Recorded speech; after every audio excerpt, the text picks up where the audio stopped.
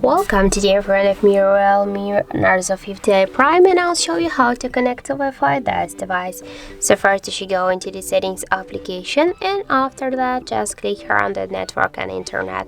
Here to activate the Wi-Fi, click once on the switcher, and you can see here now all of the available networks which you can connect. For example, I'll click on with this one. Here you should enter your device password.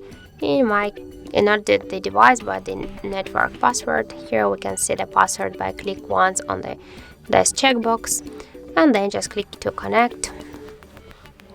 Wait a second, and now as can you see that our device successfully connected to this network. By the same way, we can add one more in the network here, and you can then later switch between them, and you will just have two saved passwords. So if you want just to turn off the Wi-Fi, click once again on the switcher, and that's it. Also, we got the second way how we can do that. Just you should open the notification panel here, and on the left upper corner here click once on the Wi-Fi icon just to launch the Wi-Fi settings. Hold for a while this icon and you will launch these settings, and you will just select one from these available networks. And if you want just to turn off the Wi-Fi, you should click here once again on this Wi-Fi switcher, and that's it.